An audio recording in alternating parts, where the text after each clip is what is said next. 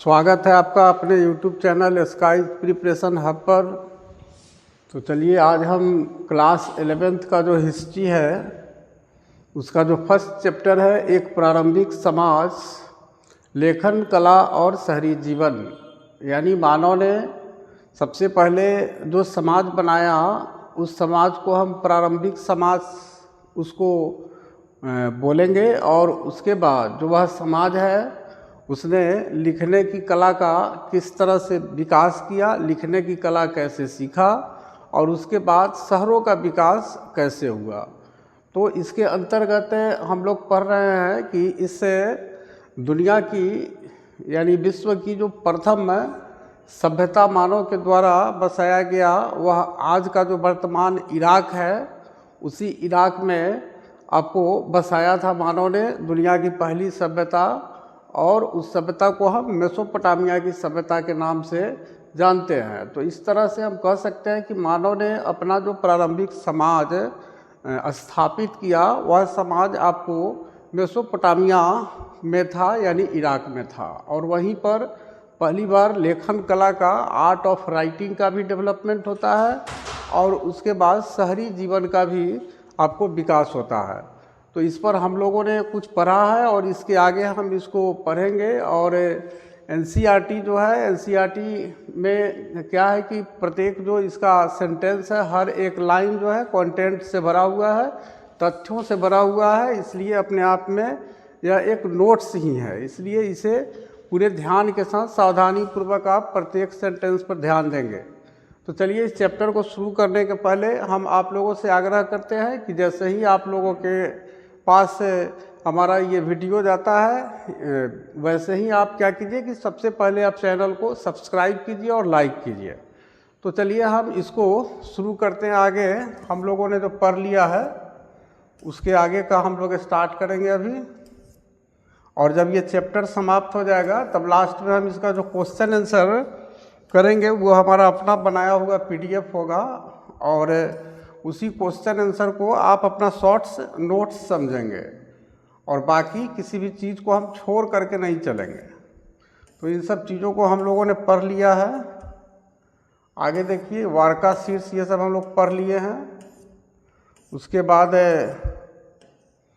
ये आगे हम लोगों को देखना है।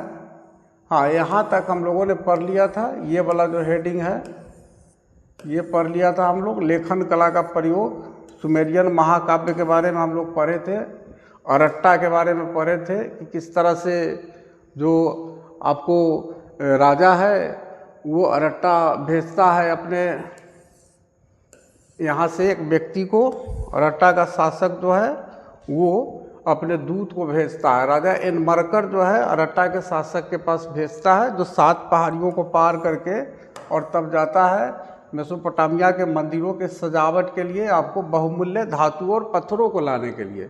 तो इसके बारे में हम लोग पढ़े थे। आज हम लोग स्टार्ट करेंगे साउथ मेसोपोटामिया, दक्षिणी मेसोपोटामिया का शहरीकरण, मंदिर और राजा के बारे में। तो देखिए किस तरह से मानव विकास कर रहा है और विकास के ही क्रम में आप यहाँ देख रहे हैं कि ये आपको मंदिर और राजा ये आपको समाज में दिख रहा है। तो दक्षिणी मेसोपोटामिया का शहरीकरण, और ये हमारा टॉपिक है आज का, दक्षिणी मेसोपोटामिया का शहरीकरण।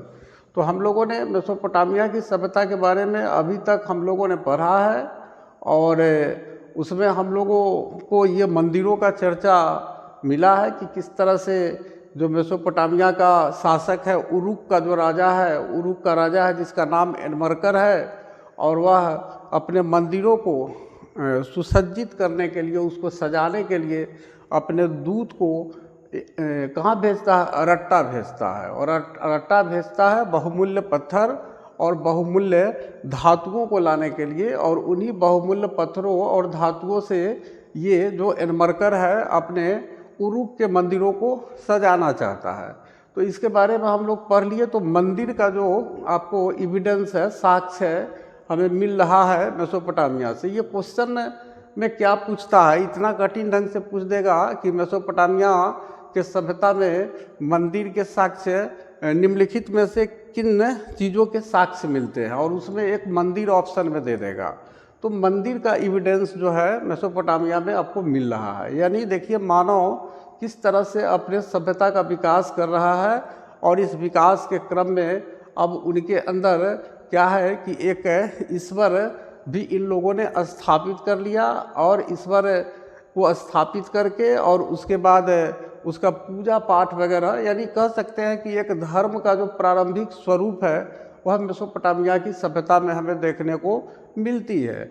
और ये मंदिरों में जो इसके पूजा पाठ करने के लिए ये लोग मंदिर बनाते हैं, और इनके जो देवता है उनको उन मंदिरों में स्थापित करते हैं। तो अब क्या उनकी प्रक्रिया रही होगी, किस तरह से आज जैसे हम लोग देखते हैं कि मंदिरों में बड़ी बड़ी मूर्तियां बनाई जाती है, भव्य मूर्तियां बनाई जाती है, तो क्या मेसोपोटामिया के लोग भी मंदिरों में भव्य मूर्तियां बनाते थे?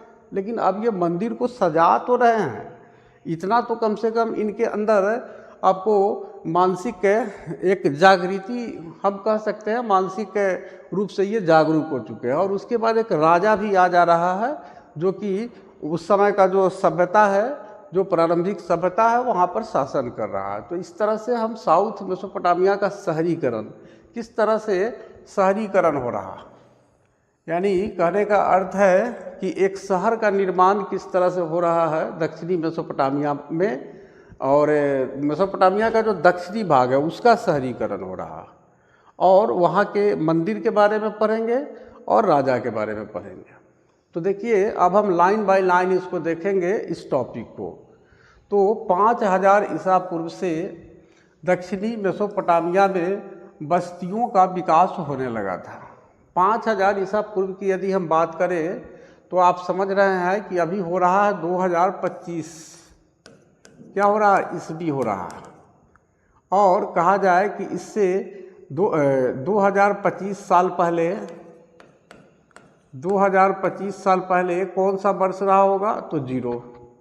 और इस जीरो के पहले का जो समय है, इस पहले के समय को हम क्या कहते हैं, इसी को हम ईसा पूर्व कहते हैं। यानी जीरो के बाद का जो वर्ष है उसको हम ईस्वी कहते हैं, और जीरो से पहले का जो समय है उसको हम ईसा पूर्व कहते हैं, बिफोर क्राइस्ट बोलते हैं, और ईसा पूर्व को आप शॉर्ट में बीसी भी लिखते हैं। तो इस तरह से हमें ईसा पूर्व के कॉन्सेप्ट को समझेंगे कि यदि कहा जाए कि 5000 ईसा पूर्व, तो 5000 ईसा पूर्व का अर्थ हुआ कि जीरो से 5000 साल पहले की बात हो रही है।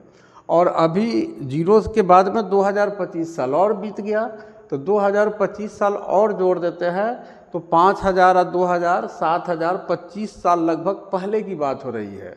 तो आज से हम कह सकते हैं, आज से अगर कहा जाए तो आज से 7000 साल पहले हम इसको बोलेंगे, और यदि आज से नहीं कहा जाए तो 5000 ईसा पूर्व हम इसे बोलेंगे। तो ईसा पूर्व के कॉन्सेप्ट को, बिफोर क्राइस्ट यानी बीसी के कॉन्सेप्ट को आप मिस नहीं कीजिएगा, चूँकि ये बार बार आपको आएंगे इतिहास में।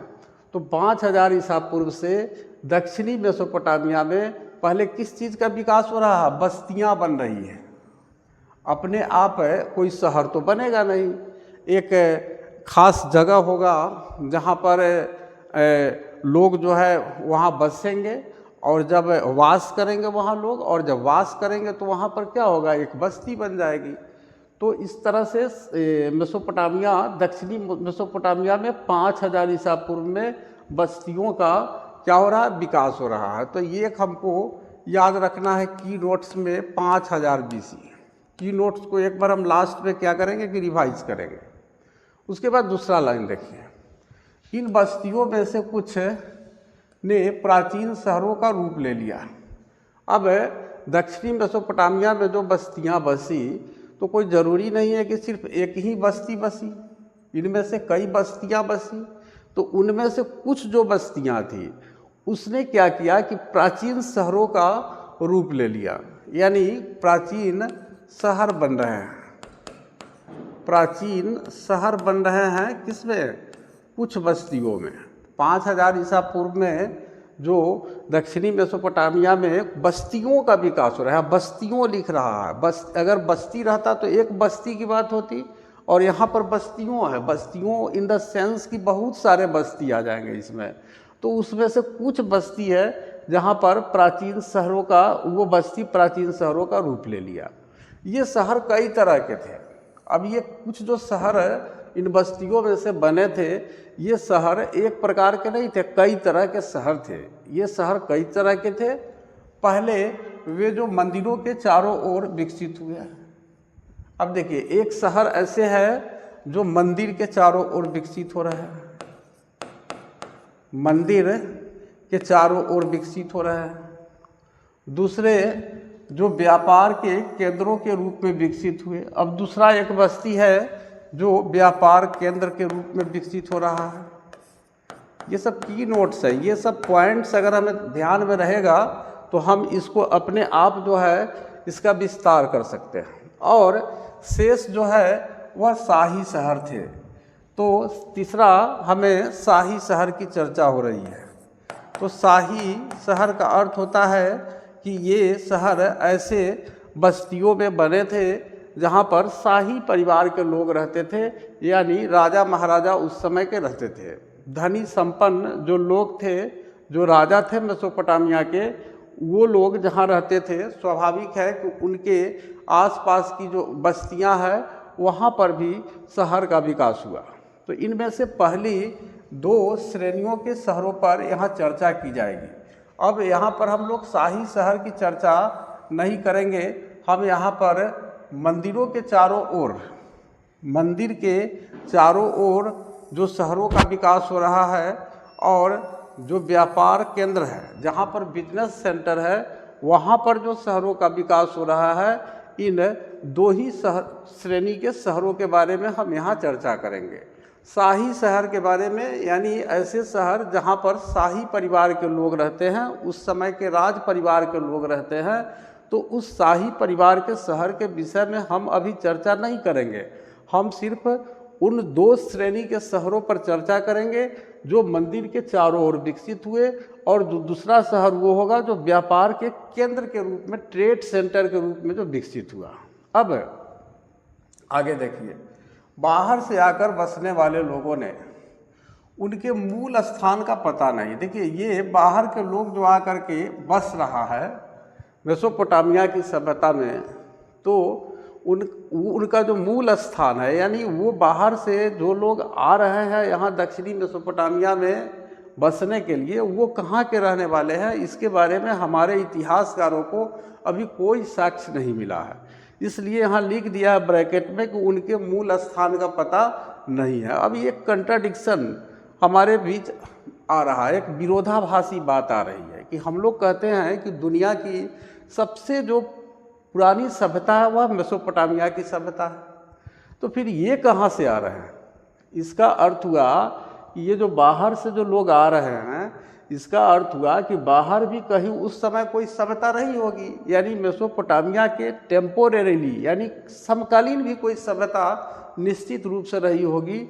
और चूँकि ये कहाँ से आए ये पता होता तब तो हम कंफर्म कर लेते अभी कि हाँ भाई, ये मेसोपोटामिया में जो बाहर के लोग आ रहे हैं ये मिस्र की सभ्यता से आ रहे हैं या और कहीं की सभ्यता से आ रहे हैं। लेकिन अभी ये पता नहीं चल रहा है कि आखिर ये कहाँ से आ रहे हैं।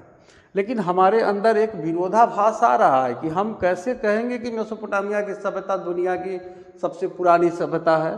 तो फिर ये लोग कहाँ से आ रहे हैं? ये जो लोग आ रहे हैं ये भी तो किसी सभ्यता से आ रहे होंगे। खैर, इस पर हम लोग क्लियर करेंगे आगे।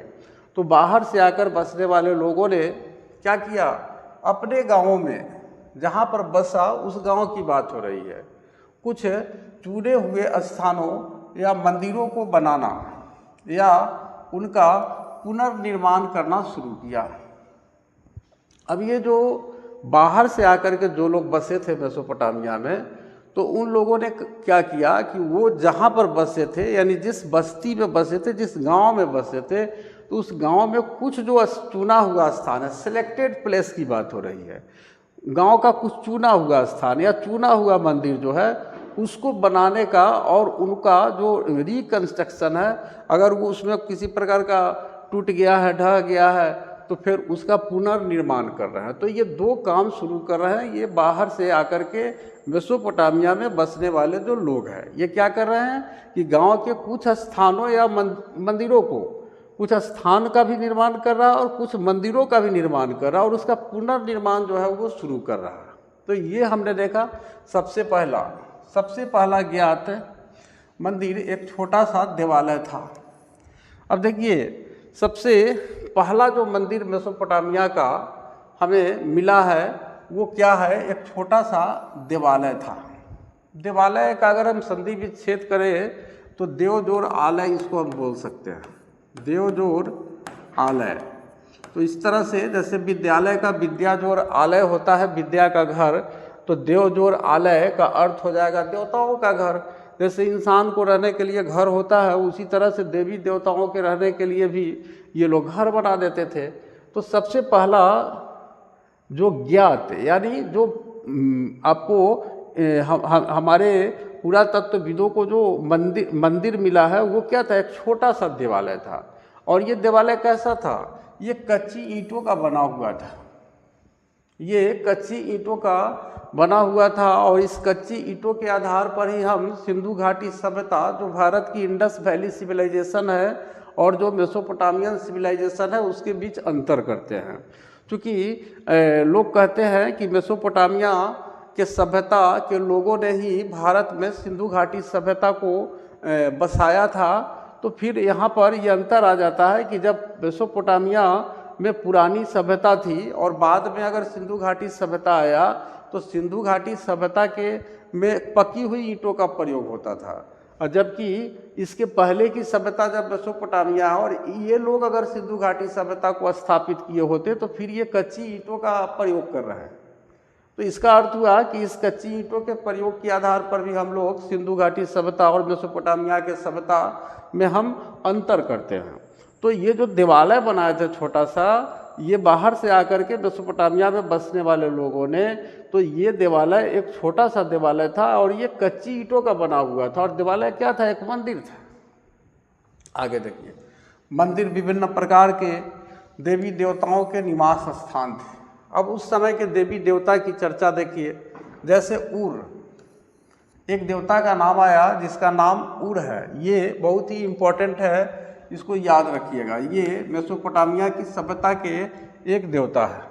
ये उर किसको कहते थे, तो चंद्र देवता था। ये चंद्रमा को भी हम लोग देवता के रूप में, चंद्रमा की पूजा आज भी की जाती है।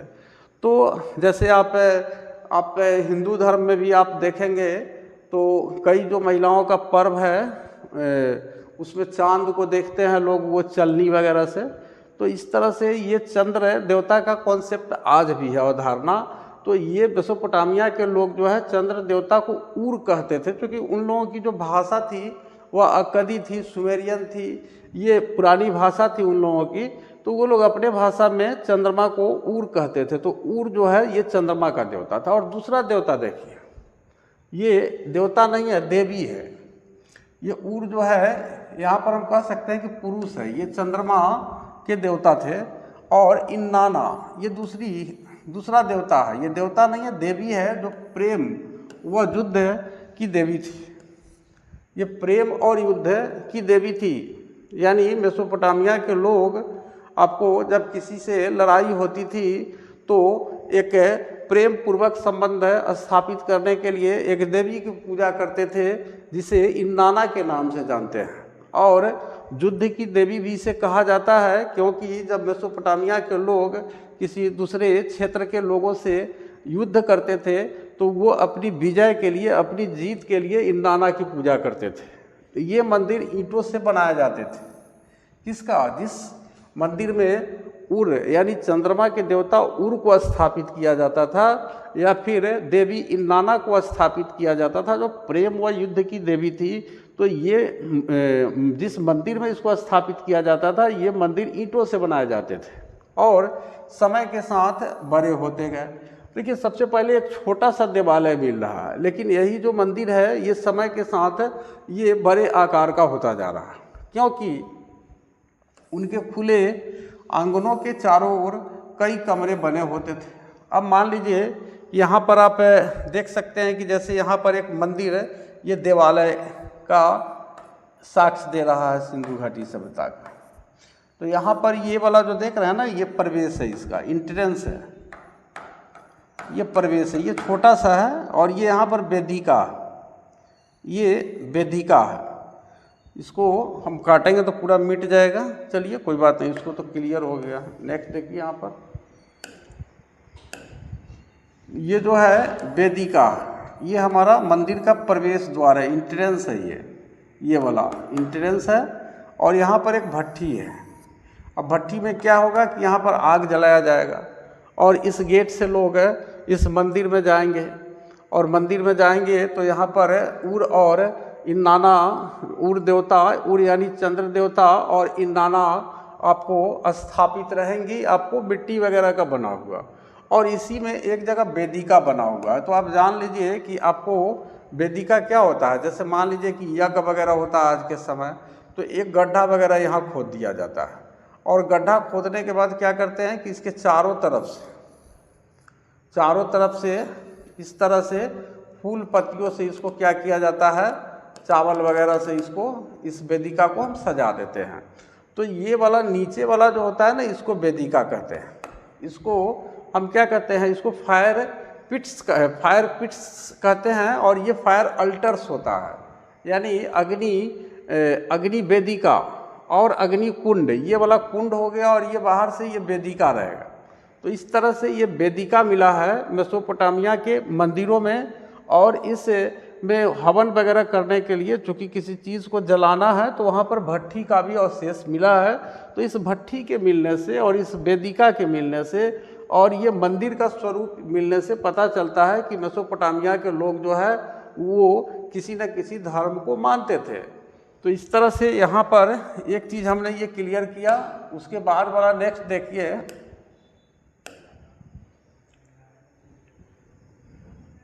तो मंदिर समय के साथ बड़े होते गए क्योंकि उनके खुले आंगनों के चारों ओर, अब इनका जो आंगन होता था, आगे हम लोग देखेंगे बड़े मंदिरों को, तो आंगन जैसे मान लीजिए कि यहाँ पर अगर कोई मंदिर है बना हुआ, तो ये बाहर वाला पूरा इसका आंगन है। तो इस आंगन के चारों तरफ अगर आप देखिएगा, मान लीजिए यहाँ से भी एक एंट्रेंस है, तो यहाँ ये सब कोना पर जो है क्या है, कमरे बने हुए थे। तो ये बड़ा आकार ले लिया। और पहले वाला में बाहर कमरा नहीं बना हुआ था, ये देवालय था एक छोटा सा। तो क्योंकि ये क्या होता है, कमरे बने होते थे। कुछ प्रारंभिक मंदिर साधारण घरों से अलग किस्म के नहीं होते थे। अब साधारण जिस तरह से लोगों के रहने के घर होते थे, उसी तरह से शुरू के जो आपको मेसोपोटामिया के मंदिर थे, वो प्रारंभिक मंदिर साधारण घर की तरह थे, उससे अलग किस्म के नहीं होते थे। क्योंकि मंदिर जो है, मंदिर भी किसी देवता का घर ही होता था। जैसे इंसान के रहने के लिए एक घर चाहिए, मानव के रहने के लिए एक घर चाहिए, उसी तरह से इन लोगों का मानना था कि इन देवताओं को रहने के लिए भी एक हम लोगों की तरह ही घर चाहिए। तो इसलिए इनके जो घर होते थे देवताओं के, यानी जो मंदिर होते थे प्रारंभिक, वो क्या होते थे, वो आम आदमी का जो घर होता था उससे अलग किस्म के नहीं होते थे। लेकिन मंदिरों की बाहरी दीवारें कुछ खास अंतरालों के बाद भीतर और बाहर की ओर मुड़ी हुई होती थी। यहाँ हम देखेंगे यही मंदिरों की विशेषता थी। साधारण घरों की दीवारें ऐसी नहीं होती थी। अब कोई कह देगा कि मेसोपोटामिया के मंदिरों की विशेषताओं को आप बताइए, तो आप बोलेंगे कि मंदिरों देवताओं को क्या किया जाता था, देवताओं को स्थापित करने के लिए एक मुख्य कक्ष होता था। एक विशेषता ये हो जाएगा। दूसरी विशेषता हो जाएगा कि मंदिर का जो आंगन है वो बड़े आकार का होता था, जिसके चारों कोने पर कमरे बने होते थे। ये मेसोपोटामिया के मंदिर की दूसरी विशेषता हो जाएगा। तीसरी विशेषता की यदि हम बात करें तो हम कहेंगे कि यहाँ क्या होता था, मंदिरों की जो बाहरी दीवार था, जो बाहर का जो बाउंड्री था, बाहरी जो दीवार था, वो कुछ खास अंतरालों के बाद, जैसे मान लीजिए यहाँ पर ये आया और यहाँ से ऐसे मुड़ गया, फिर यहाँ आया, यहाँ से इधर मुड़ गया, तो ये भीतर की ओर और बाहर की ओर देखिए, यहाँ पर मंदिर की बाहरी दीवार जो होता था कुछ खास अंतरालों के बाद भीतर और बाहर की ओर मुड़ी हुई होती थी। ये मेसोपोटामिया के मंदिरों की विशेषता थी। साधारण घर की दीवार ऐसी नहीं होती थी, इस तरह से कुछ अंतराल पर मुड़ा हुआ नहीं होता था। अब देखिए, जो देवता पूजा का केंद्र बिंदु होता था, अब इसे इतने बड़े जो मंदिर बने होते थे उसके अगर हम देखें कि मेन पॉइंट क्या था, इस मंदिर की मुख्य बातें क्या थी, तो मुख्य बातें क्या था, देवता था। और ये देवता का जो पूजा होता था यही केंद्र बिंदु था। यानी पूरे मंदिरों का अगर हम निचोड़ कहे तो इस देवता को ही माना जाएगा। इसलिए मंदिर का केंद्र बिंदु ये आपको देवता है, क्योंकि देवता कहीं पूजा किया जाता था उसके दीवार या बाहर आंगन में जो बने हुए कमरे हैं उसका पूजा नहीं किया जाता था।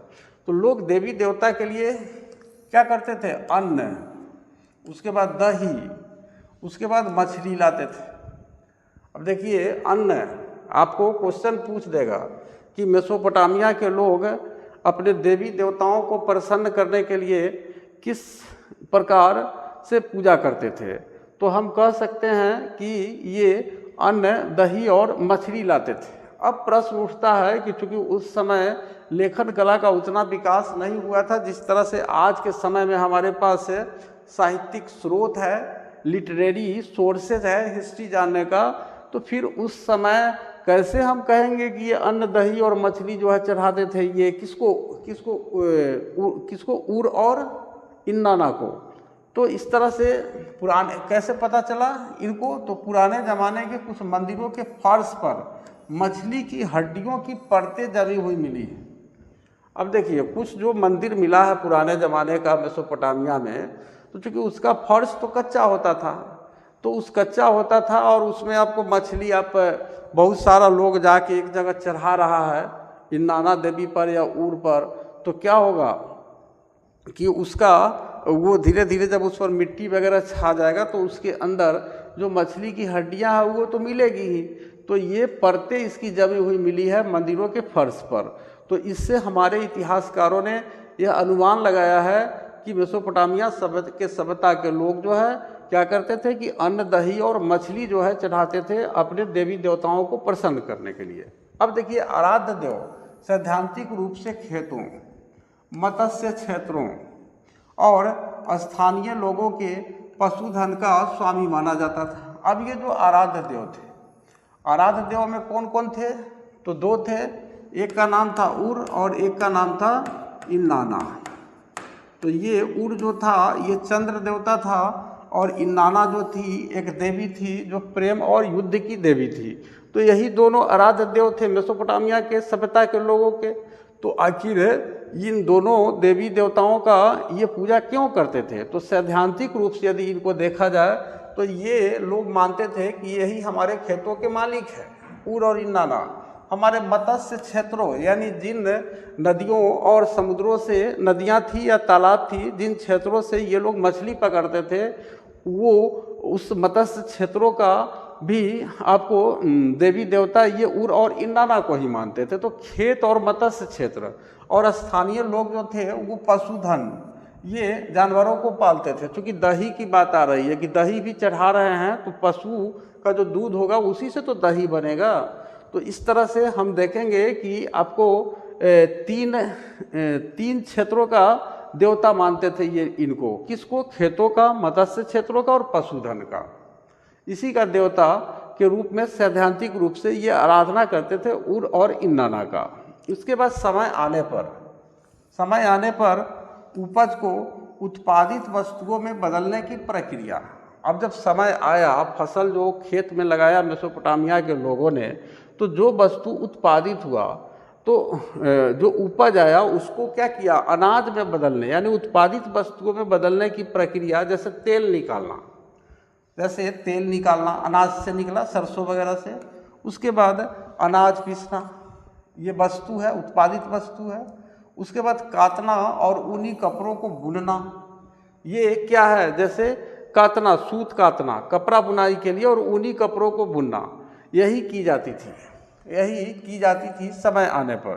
घर परिवार से ऊपर के स्तर के व्यवस्थापक, अब घर परिवार से ऊपर के स्तर की बात कीजिए आप, अपने घर परिवार से ऊपर के लेवल की बात कीजिए तो ऊपर के स्तर के जो व्यवस्थापक होते थे ये क्या करते थे, व्यापारियों के नियोक्ता होते थे। ये मेसोपोटामिया के शहरों में व्यापारियों की नियुक्ति करते थे।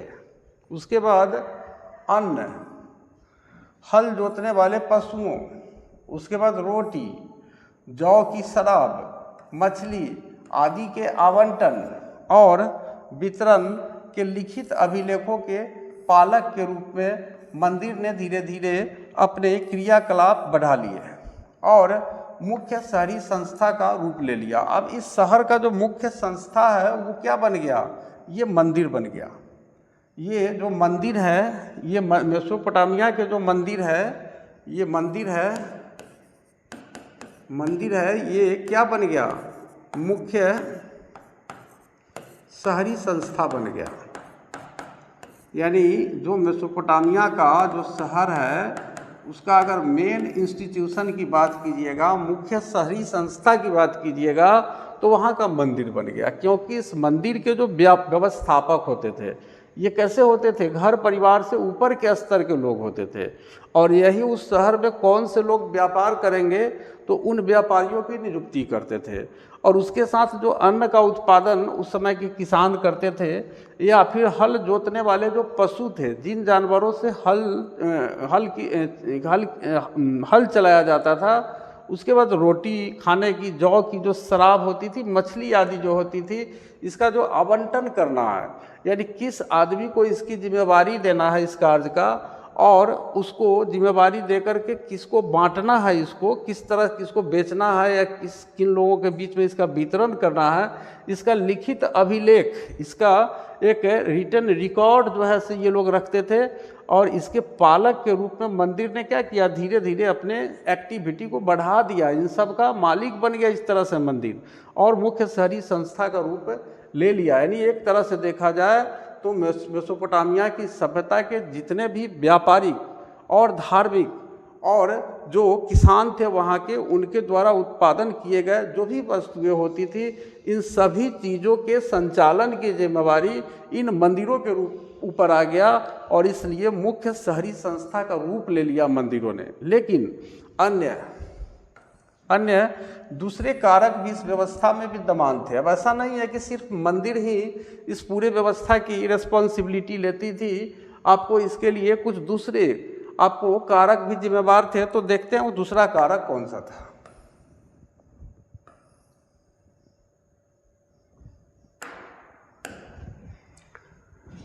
देखिए, जमीन में प्राकृतिक उपजाऊपन होने के बावजूद कृषि कई बार संकटों से घिर जाती थी। खेत बहुत उपजाऊ होता था। मेसोपोटामिया की सभ्यता जिस समय आपको स्थापित हुई थी, जिस समय आपको इसका विकास हो रहा था मेसोपोटामिया की सभ्यता का, तो उस समय जो वहाँ के ज़मीन थे वो काफ़ी उपजाऊ होते थे, लेकिन कई बार इनको संकटों का सामना करना पड़ता था। फरात नदी की जो प्राकृतिक धाराओं में किसी वर्ष तो बहुत ज़्यादा पानी बह जाता था। अब आपको पता है कि ये मेसोपोटामिया का अर्थ होता है दो नदियों के बीच की भूमि, तो एक नदी थी दजला और एक थी फरात। तो फरात नदी की जो प्राकृतिक धारा है, नदी की जो धारा है, उसमें क्या होता था, किसी वर्ष तो बहुत ज़्यादा पानी बह जाता था, पूरा पानी से भर जाता था और जो भी फसल होते थे उसको डुबा देता था। और कभी कभी ये धाराएं अपना रास्ता बदल लेती थी। अब चूँकि प्राकृतिक धारा है, आज की तरह तो नहीं है कि लोग उसको बगल से बांध वगैरह बना करके और अच्छी तरह से घेर देते हैं, डैम वगैरह बना देते हैं, तो उस तरह का तो डेवलपमेंट नहीं हुआ था, विकास नहीं हुआ था मेसोपोटामिया की सभ्यता के समय। तो ये कभी कभी फसलों को डुबा देता था और कभी कभी ये जो फरात नदी की धारा है ये अपने रास्ता को बदल लेती थी, जिससे खेत सूखे रह जाते थे, जैसा कि पुरातत्वीय अभिलेख से पता चलता है। अब जो आपको आर्कियोलॉजिकल आपको एविडेंस जो मिले हैं, जो अभिलेख मिले हैं, पुरातत्वीय अभिलेख जो मिले हैं, उससे पता चलता है कि मेसोपोटामिया के इतिहास में गांव समय समय पर पुनः स्थापित किए जाते रहे। अगर मेसोपोटामिया के गांवों को देखा जाए, उसके इतिहास को देखा जाए, तो उसके जो गांव थे वो समय समय पर पुनः स्थापित किए जाते थे। पुनः स्थापित होने का अर्थ है कि कभी ये हो सकता है कि फरात का जो बाढ़ है, फरात नदी से जो आपको पानी की धारा है, कभी कभी गाँवों को पूरी तरह से बर्बाद कर देती थी, और इसलिए पुनः फिर से दोबारा स्थापित करते थे लोग अपने घरों को, झुग्गी झोपड़ी टाइप का जो भी बना करके रहते थे वह पुनः स्थापित करते थे। तो ये आपको अभिलेख से पता चलता है, पुरातत्वीय अभिलेख से पता चलता है कि गांव जो था वो समय समय पर पुनः स्थापित किए जाते रहे। इन प्राकृतिक विपदाओं के अलावा ये जो प्राकृतिक विपदा है कि कभी बाढ़ आ गया, कभी सुखाड़ आ गया, कई बार मानव निर्मित समस्याएं भी आ खड़ी होती थी। ऐसा नहीं है कि सिर्फ ये प्राकृतिक विपदाएं ही आती थी, कभी कभी मनुष्य के द्वारा भी समस्याएं आपको खड़ी की जाती थी। क्योंकि मनुष्य एक स्वभाव से स्वार्थी प्राणी है, तो फिर मानव जो है उस समय भी स्वार्थी थे ही, क्योंकि स्वार्थ आज के मानव के ही पास नहीं है, ये प्रारंभिक समय से ही चला आ रहा है। तो जो स्वार्थी मानव होते हैं वो कुछ समस्याएं पैदा करते हैं, तो ये मानव निर्मित समस्याएं भी आ खड़ी होती थी इन लोगों के बीच जो इन धाराओं के ऊपरी इलाके में रहते थे। अब मान लीजिए कि ये नदी की धारा आ रही है, तो यहाँ पर अगर कोई रहने वाला लोग है तो ये लोग क्या करते थे, वे अपने पास की जलधारा से, ये यहाँ अब इसके बगल से जो ये पानी निकल रहा है, पानी की धारा आ रहा है, वहाँ क्या करते थे, देखिए यहाँ ये तो हम लोग देख चुके हैं 5000 ईसा पूर्व का नक्शा, दक्षिण मेसोपोटामिया का जो ये ज्ञात मंदिर है, पुराना देवालय है छोटा सा, इसके बारे में हम लोग देख चुके हैं। अभी हम लोगों को देखना है कि इन धाराओं से ऊपरी इलाकों में रहते थे और अपने पास की जलधारा से क्या करते थे, ये जलधारा से ज़्यादा पानी अपने खेतों में ले लेते थे। पहले ही ये बहुत ज़्यादा पानी जो है से अपने खेतों में बहा देते थे, और धारा के नीचे की ओर बसे हुए गांवों को पानी ही नहीं मिलता था। अब नीचे के हिस्से में बसे हुए जो लोग थे उन लोगों को पानी नहीं मिल पाती थी। ये लोग अपने हिस्से की सरनी में से गाद, मिट्टी नहीं निकालते थे। ये जो ऊपर यानी फरात नदी के ऊपरी हिस्से में बसे हुए जो लोग थे वह पहले ही अपने खेतों में पटाने के लिए पानी का रास्ता जो है मोड़ देते थे, और उसके बाद अपने हिस्सा का जो इनका सरनी होता था, सरनी यानी कहने का मतलब है कि इनके एरिया से गुजरने वाला जो नदी का भाग होता था उसमें आपको गाद ये निकालता नहीं था। अब नीचे से आप गाद नहीं निकालिएगा तो क्या होगा, पानी आगे बढ़ेगा नहीं, बढ़ेगा, वो गाद जमा होते होते पानी को अवरोध डालेगा, रुकावट डालेगा, जिससे क्या होता था, जिससे बहाव रुक जाता था, पानी आगे जाता ही नहीं था और नीचे वालों को पानी नहीं मिलता था। तो ये कोई प्राकृतिक समस्या नहीं थी, ये मानव निर्मित समस्या थी जो ऊपर फरात नदी के ऊपरी हिस्से में बसे हुए लोगों के द्वारा पैदा किया जाता था। इसलिए मेसोपोटामिया के तत्कालीन देहातों में ज़मीन और पानी के लिए बार बार झगड़े हुआ करते थे। अब देखिए उस समय भी लड़ाई हो रहा, ज़मीन के लिए भी और पानी के लिए भी। और क्यों हो रहे हैं, क्योंकि फरात नदी के ऊपरी हिस्से में बसे हुए लोग पानी के रास्ते को अपने खेतों की सिंचाई के लिए क्या करते थे कि मोड़ देते थे, और नीचे के हिस्सों को पानी नहीं मिल पाता था, क्योंकि जिस सरनी से होकर के ये पानी बहता था उस सरनी में जो गाद जमा होती थी, मिट्टी जो जमा होती थी नीचे, इसको ये लोग नहीं निकालते थे और इसके कारण पानी नीचे नहीं जा पाता था। और इसी के कारण मेसोपोटामिया के जो देहात के लोग थे, तो उस समय के जो देहात के लोग थे वो ज़मीन और पानी के लिए बार बार झगड़े किया करते थे। जब किसी क्षेत्र में लंबे समय तक लड़ाई चलती थी तो जो मुखिया लड़ाई जीतते थे वे क्या करते थे, वे अपने साथियों एवं अनुयायियों को लूट का माल बांटकर खुश कर देते थे। अब जब इनको किसी गांव से लड़ाई होती थी, देहात से लड़ाई होती थी, तो जो मुखिया लड़ाई जीतते थे वे क्या करते थे, वे अपने जितने भी साथी होते थे इनके, जो लड़ाई में इनका साथ देते थे और जिनके भी इनके अनुयायी थे, इनके सपोर्टर थे, उनको क्या करते थे, इस गांव में से जो भी लूट का माल होता था उसको बांट करके अपने साथियों और अनुयायियों को खुश कर देते थे। तथा हारे हुए समूह में से क्या करते थे, लोगों को बंदी बना करके, अरेस्ट करके बनाकर अपने साथ ले जाते थे, और ले जाकर क्या करते थे, जिन्हें वे अपने चौकीदार या नौकर बना लेते थे। ये सब काम आपको मेसोपोटामिया की सभ्यता के समय से ही आपको समझिए कि प्रारंभ हो चुका है।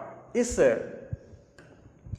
इस प्रकार वे अपना प्रभाव और अनुयायियों की संख्या बढ़ा लेते थे। जब ये जीत जाते थे तो अब इनका प्रभाव भी बढ़ जाता था, क्योंकि ये आपको अपने साथियों को लूट का माल बांटते थे और अपने जो सपोर्टर्स होते थे, जो इनके फॉलोवर्स होते थे, उनकी संख्या भी ये बढ़ा लेते थे, क्योंकि इनको भी उस माल में से देते थे। किंतु युद्ध में विजयी होने वाले ये नेता लोग अस्थायी रूप से समुदाय के मुखिया नहीं बने रहते थे, लेकिन ये युद्ध में जो ये नेता लोग विजयी होते थे, ये आपको परमानेंट किसी समुदाय का मुखिया बना हुआ नहीं रहता था। आज है तो कल चले जाते थे। अब ये मुखिया पर आप बहुत ज़्यादा अगर भरोसा करके चले तो भाई आज ये मुखिया जी हैं, कल ये चले गए कहीं। लेकिन बाद में एक ऐसा समय आया जब इन नेताओं ने समुदाय के कल्याण पर अधिक ध्यान देना शुरू कर दिया। तब ये क्या किया कि अब ये जो समुदाय इनके प्रभाव में थे और जो इनके साथी थे, अनुयायी थे, उनके कल्याण पर अब ये ध्यान देना शुरू कर दिया, यानी अपने कम्युनिटी पर। ये जो नेता थे अपने समुदाय के कल्याण पर अब अधिक ध्यान देने लगा और उसके फलस्वरूप क्या हुआ, नई नई संस्थाएं बनी और परिपाटियां स्थापित हो गई, तौर तरीके आ गए कि अब इन संस्थाओं को कैसे चलाया जाएगा, इन संस्थाओं का क्या कार्य होगा। इन नेता लोगों ने क्या किया, अपने समुदाय के लिए, अपने समुदाय के कल्याण के लिए संस्था बना लिए और बहुत सारा परिपाटियां स्थापित कर दिए, नियम कानून जो है चला दिए।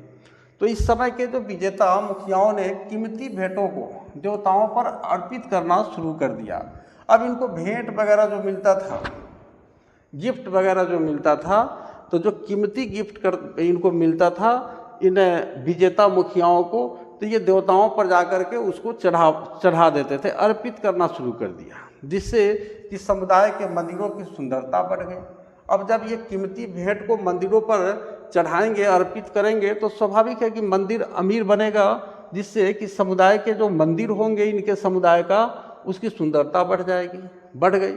उन्होंने लोगों को उत्कृष्ट पत्थरों यानी बहुत ही मूल्यवान पत्थर और मूल्यवान धातुओं को लाने के लिए भेजा, जो देवता और समुदाय को लाभ पहुंचा सके। अब ये बहुत सारे लोगों को आपको मूल्यवान उत्कृष्ट पत्थर को लाने के लिए और धातुओं को लाने के लिए बाहर भेजा, और ये भेजा जो देवता और समुदाय को लाभ पहुंचा सके, तथा मंदिर की धन संपदा के वितरण का और मंदिरों में आने जाने वाली वस्तुओं का हिसाब किताब रखकर प्रभावी तरीके से संचालन कर सके। अब ये क्या किया कि जब ये उत्कृष्ट पत्थर और धातु को लाने के लिए भेजा, तो क्या होगा, इससे उनके जो देवता है और इनके जो समुदाय है जो इनको सपोर्ट कर रहे हैं उनको लाभ पहुंचा, और ये मंदिर की जो धन संपदा है उसको बांटने के लिए और मंदिरों में आने जाने वाली जो वस्तु है, जो भी लोग चढ़ावा कर रहे हैं मंदिर में, उसका हिसाब किताब रखने लगे ये, और प्रभावी तरीके से इसका संचालन करने लगे। यानी एक तरह से कह सकते हैं कि ये मंदिर में बैठ करके एक तरह से अपना धंधा स्थापित कर लिया, एक रोजगार बना लिया। जैसा कि एनमरकर से जुड़ी कविताएं व्यक्त करती है, ये हम लोग एनमरकर के बारे में पढ़े। ये कहाँ का राजा था, इसके बारे में हम लोग पढ़े हैं कि ये उरुक का राजा था। ये उरुक शहर का राजा था जो अपने दूत को भेजता है बहुमूल्य पत्थर और धातु लाने के लिए। तो जैसा कि एनमरकर से जुड़ी कविताएं व्यक्त करती है, इस व्यवस्था ने राजा को ऊंचा स्थान दिलाया तथा समुदाय पर उसका पूर्ण नियंत्रण स्थापित किया। अब ये जो व्यवस्था ला दिया कि मंदिर जो है सभी प्रकार के चढ़ावा का हिसाब किताब रखेगा, और आपको इससे क्या हुआ कि राजा का स्थान बहुत ऊंचा हो गया, और जब राजा का स्थान मजबूत होगा, ऊंचा होगा, तो जो जिस समुदाय का वो राजा है उस पर उसका फुल कंट्रोल हो जाएगा। तो पूर्ण नियंत्रण उन्होंने स्थापित कर लिया। इसके बाद हम लोग देखते हैं, हम पारस्परिक हितों को सुदृढ़ करने वाले विकास के एक ऐसे दौर की कल्पना कर सकते हैं। अब देखिए, पारस्परिक हित का मतलब होता है, इसको हम बोलेंगे एक दूसरे का हित। एक दूसरे का हित, एक दूसरे का हित का अर्थ हुआ कि राजा जो है आपको समुदाय के हित की बात कर रहा है, और समुदाय जो है ये राजा के हित की बात करेगा, तो इसी को हम पारस्परिक हित कहेंगे। तो अपने जो पारस्परिक हित है उसको मजबूत करने वाले, सुदृढ़ करने वाले विकास के एक ऐसे दौर की अब हम कल्पना कर सकते हैं जिसमें जो मुखिया होते थे, लोगों ने क्या किया, ग्रामीणों को अपने पास बसने के लिए प्रोत्साहित किया। जितने भी ग्रामीण थे उनको आपको प्रोत्साहित किया, उसको प्रोत्साहन दिया कि भाई आओ हमारे पास आकर के बसो, हमें सपोर्ट करो, जिससे कि वे आवश्यकता पड़ने पर तुरंत, जब बहुत सारे गांव आकर के इनको सपोर्ट करेंगे, उसको प्रोत्साहित करेंगे ग्रामीणों को, तो क्या करेंगे, जब इनको आवश्यकता पड़ेगी युद्ध वगैरह को, तो अपनी सेना इकट्ठी कर सकेंगे वो बड़ी आसानी से। इसके अलावा लोग क्या करेंगे, एक दूसरे के आसपास रहने से स्वयं को अधिक सुरक्षित महसूस कर सकेंगे। जब बहुत सारे गांव के लोग उस राजा और या उस मुखिया के आसपास आकर के रहेंगे, तो लोग क्या करेंगे, अपने आप को, उसका पूरा समुदाय महसूस करेगा कि हम सुरक्षित हैं, हम पर कोई जल्दी हमला नहीं कर सकता।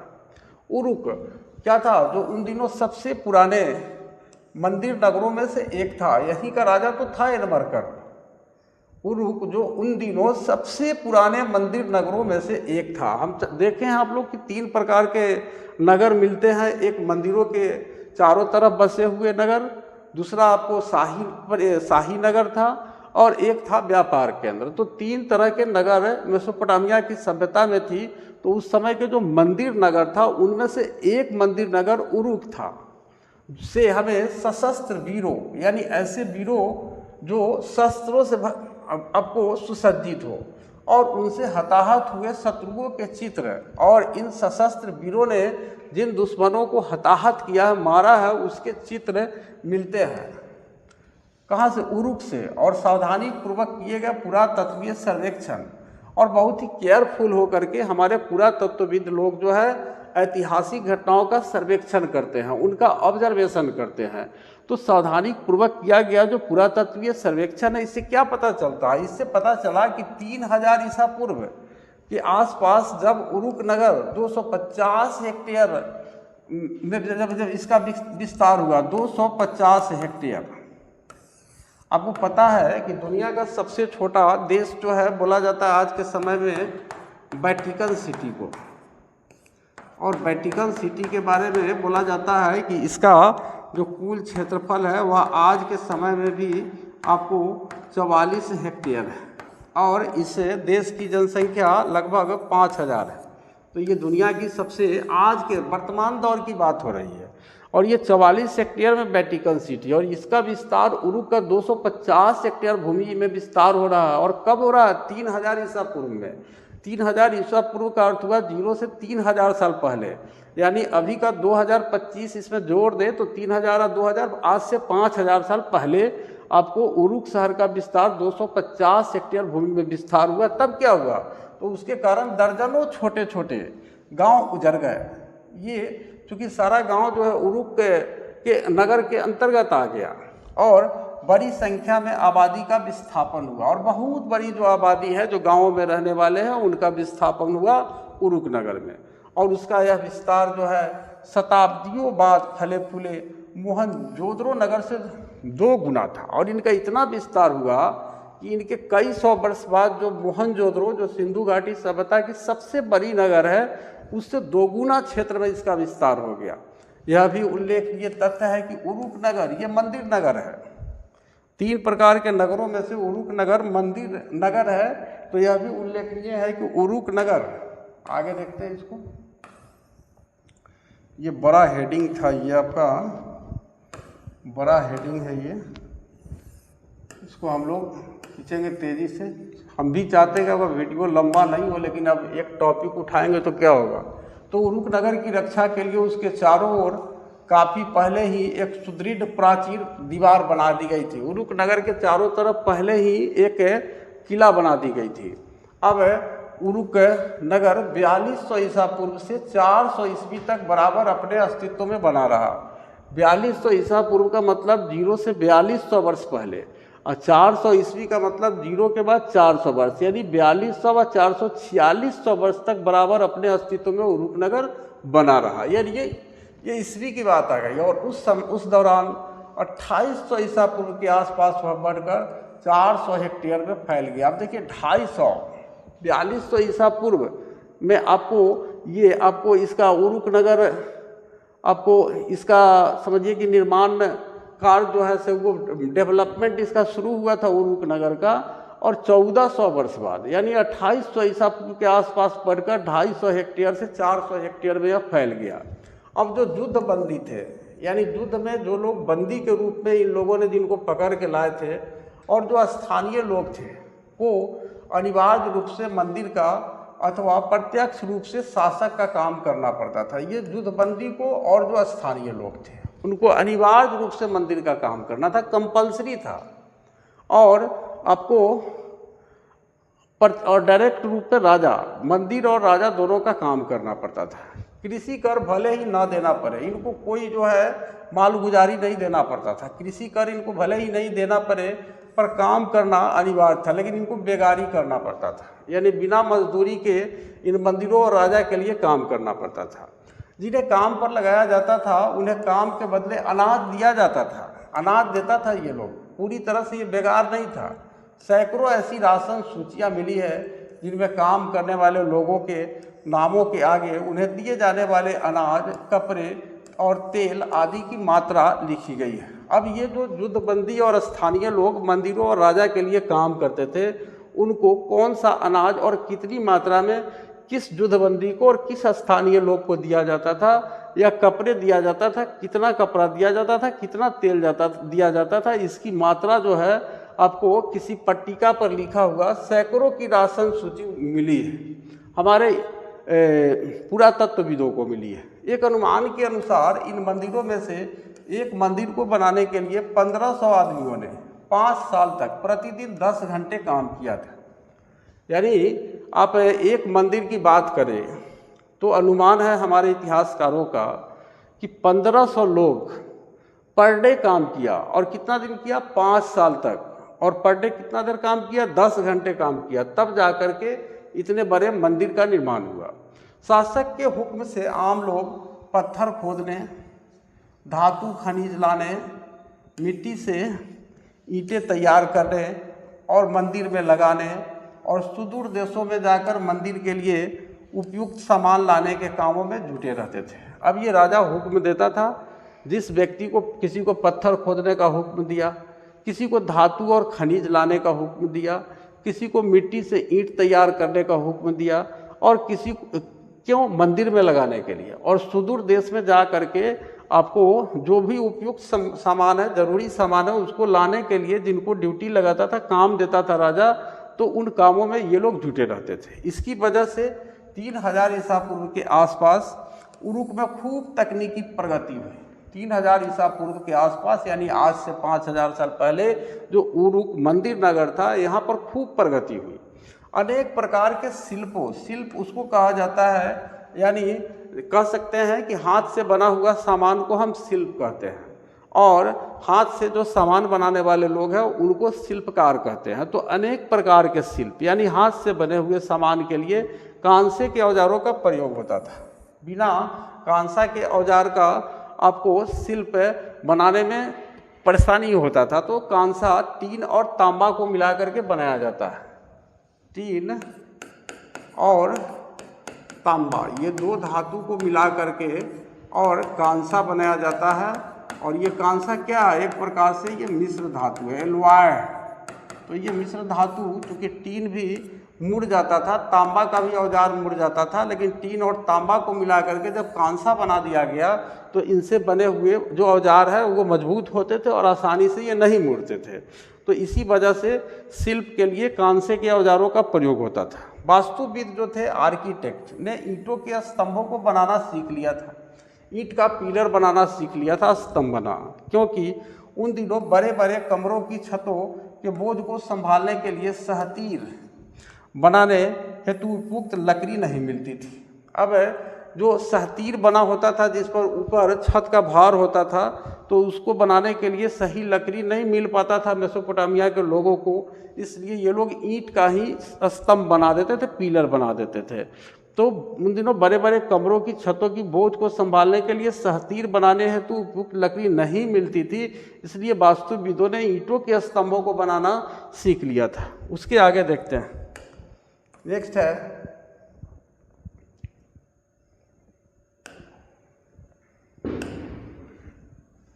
सैकड़ों लोगों को चिकनी मिट्टी के शंकु कोन बनाने और पकाने के काम में लगाया जाता था। ये चिकनी मिट्टी जो होता था इसका एक शंक्वाकार, शंकु के आकार का इस तरह से आप कह सकते हैं। तो शंक्वाकार जो है कोन बनाने और उसको पकाने के काम में लगाया जाता था और इन शंकुओं को भिन्न भिन्न रंगों में रंग कर मंदिरों की दीवारों में लगाया जाता था। अब ये जो चिकनी मिट्टी का शंकु जो पका करके बनाते थे लोग उस समय, इस शंकु का क्या काम होता था, इसको विभिन्न रंगों से रंग करके और मंदिर के दीवार में सजावट के लिए इसको लगाते थे, जिससे वे दीवारें विभिन्न रंगों से सुशोभित हो जाती थी। मूर्ति कला के क्षेत्र में भी उच्च कोटि की सफलता प्राप्त की गई। अब मूर्ति कला भी उस समय आ गया। इस कला के सुंदर नमूने आसानी से उपलब्ध होने वाली चिकनी मिट्टी की अपेक्षा अधिकतर आयातित पत्थरों से तैयार किए जाते थे। अब ये जो मूर्ति मिले हैं मेसोपोटामिया में, तो ये जो मिट्टी, ये आपको चिकनी मिट्टी से बने हुए नहीं मिले हैं, इसकी अपेक्षा ये पत्थर, ये आपको पत्थर का जो पत्थरों से तैयार किए जाते थे, जिसको आयात किया जाता है बाहर से। क्योंकि पत्थर इनके पास थे नहीं, तो ये बाहर से आयात करते थे, अपने लोगों को भेज करके मंगाते थे। तभी प्रौद्योगिकी यानी टेक्नोलॉजी के क्षेत्र में भी एक युगांतकारी परिवर्तन आया। अब ये देखिए तकनीकी विकास हो रहा है इनका, नए नए ढंग के कला सीख रहे हैं वस्तुओं को बनाने की, तो इसी को प्रौद्योगिकी कहा जाता है। तो इसके क्षेत्र में एक युगांतकारी यानी युग चेंज करने वाला एक परिवर्तन आया जो शहरी अर्थव्यवस्था के लिए अत्यंत उपयुक्त साबित हुआ, और वह था कुम्हार के चाक का निर्माण। ये समझिए कि प्रौद्योगिकी के क्षेत्र में एक युगांतकारी परिवर्तन है। ये कुम्हार के चाक का निर्माण हो रहा है और आगे चलकर इस चाक से कुम्हार की कार्यशाला में एक साथ बड़े पैमाने पर दर्जनों एक जैसे बर्तन आसानी से बनाए जाने लगे। अब ये कुम्हार की चाक का प्रयोग जो है किसी कार्यशाला में, जहाँ पर ये आपको कुम्हार अपना चाक बैठा रहे हैं, तो इस कार्यशाला में बड़ा पैमाना पर दर्जनों की संख्या में ये बर्तन बना रहे हैं आसानी से, और ये सभी बर्तन एक जैसे बन रहे हैं, एक साइज का बन रहे हैं। तो इस तरह से इनका विकास हो रहा है। अब देखिए नेक्स्ट हम लोग देख रहे हैं यहाँ ऊपर ये चित्र को देखिए। यहाँ इस चित्र की बात हो रही है। इस चित्र में इसको गौर से देखिए। ऊपर एक काले पत्थर पर, ये काला पत्थर पर उत्कीर्णित शिलापट, इसी पर एक चित्र बना हुआ है, और इस शिलापट यानी पत्थर पर जो आपको, इसी को स्टेल कहा जाता है, पर दाढ़ी वाले व्यक्ति का दोहरा चित्र दिया गया है। इस पर दाढ़ी वाले व्यक्ति का चित्र है और उसके बालों और सिर पर बंधी हुई पट्टी है। देखिए कितना बड़ा कलाकार उस समय पैदा हो जा रहा है कि ये पत्थर पर चित्रकारी कर रहा है, और उसका बाल और सिर पर पट्टी बंधी हुई है, कमर पर पट्टी बंधी हुई है, और लंबे अंगरखे। अब ये अपने अंगों को ढकने के लिए अंगरखे रखे हुए हैं। निचले हिस्से स्कार्ट को देखिए, स्कार्ट पहने हुए हैं, ये नीचे वाला जो पोर्शन है। उसके बाद नीचे के दृश्य में उसे एक शेर पर अपने बड़े धनुष बाण से आक्रमण करते हुए दिखाया गया है। यानी ये आपको किसी शेर पर अटैक कर रहा है बड़ा धनुष बाण लेकर, और ऊपर के दृश्य में अगर देखिए तो यह वीर उस उग्र शेर को आखिर अपने भाले से मार गिराता है। और ये लगभग 3200 ईसा पूर्व का ये चित्र है। और पत्थर के ऐसे स्टेल किसको कहते हैं? स्टेल किसको कहते हैं? पत्थर के ऐसे शिलापट होते हैं। पत्थर का एक आपको शिलापट होता है, शिला मीन्स पत्थर होता है, जिन पर अभिलेख उत्कीर्ण किए जाते हैं, यानी कुछ लिखे जाते हैं। उसके बाद आज का हमारा जो ये लास्ट है, इस चित्र का खासियत यहाँ पर हम लोग व्याख्या देख लेंगे, उसके बाद आज का लेक्चर समाप्त करेंगे। एक ये बेलनाकार मुहर है, ये पूरा का पूरा आप देखिएगा तो ये पूरा का पूरा एक मुहर है, एक मुहर है। ये बेलनाकार है, बेलन के आकार का है, तो एक बेलनाकार मुद्रा की छाप है। ये सॉरी मुहर नहीं, ये मुद्रा है, पॉइंट्स है उस समय का, और ये लगभग 3200 ईसा पूर्व का है। 3200 ईसा पूर्व का अर्थ हुआ कि 0 से 3200 वर्ष पहले का है।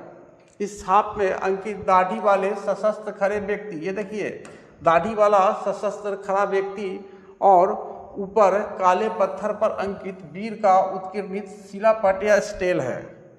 और देखिए वो वीर पुरुष है जो शिलापट पर ये उत्कीर्णित है, और दोनों में पोशाक और केश शैली, ये पोशाक देखिए इसका और केश का जो शैली देखिए, ये पगड़ी बांधे हुए है, एक जैसी है। चित्र में 3 युद्धबंदी हैं जिनके हाथ बंधे हुए हैं। देखिए एक इसका हाथ बंधा हुआ है, एक इसका हाथ बंधा हुआ, एक इसका हाथ बंधा हुआ। ये युद्धबंदी है, यानी युद्ध में ये लोग हारे हैं, इस गांव के लोग हारे हैं, और वहाँ से इन लोगों को पकड़ करके बंदी बना करके ये ला रहा है, जो मुखिया है मेसोपोटामिया के किसी शहर का, तो बंधे हुए। और चौथा व्यक्ति को आप यहाँ देख रहे हैं, ये क्या कर रहा है, विजयी जो योद्धा है, ये जो योद्धा है उसके सामने हाथ फैलाकर दया की भीख मांग रहा है। तो इस तरह के ये लोग क्या बनाते थे, मुद्रा, ये कॉइन्स बनाते थे उस समय के मेसोपोटामिया के, ये सिक्के हैं। इस तरह से राजा जो है, सोचिए जो उस समय का किसी आपको मेसोपोटामिया के किसी नगर का कोई ये मजबूत मुखिया है या फिर राजा है, किस तरह से अपने पावर्स को दिखा रहा है अपने मुद्रा के माध्यम से। और जब सोचिए कि इस मुद्रा के माध्यम से किसी दूसरे क्षेत्र के लोगों के साथ व्यापार करेगा, और जब इसको ये मुद्रा देगा तो ये इससे क्या पता चलेगा, ये संदेश जाएगा कि इस मेसोपोटामिया के इस शहर का जो ये राजा है, अमुक राजा है, वह कितना शक्तिशाली है। तो चलिए इसी के साथ हम आज का जो ये टॉपिक है ये यही समाप्त हो जाता है। उसके बाद हम लोग अगला जो हम लोग हिस्ट्री का लेक्चर पढ़ेंगे, तो उसमें हम लोग पढ़ेंगे ये मोहर के बारे में, एक शहरी शिल्प कृति के बारे में। चलिए आज हम अपना लेक्चर यही समाप्त करते हैं, और आप इसको क्या करेंगे कि इस लेक्चर को बार बार सुनेंगे, क्योंकि सुनने से क्या होगा कि आपको इसका पूरा कॉन्सेप्ट क्लियर हो जाएगा। चलिए इसी के साथ इस आज का लेक्चर समाप्त करते हैं। चैनल को लाइक कीजिए, सब्सक्राइब कीजिए।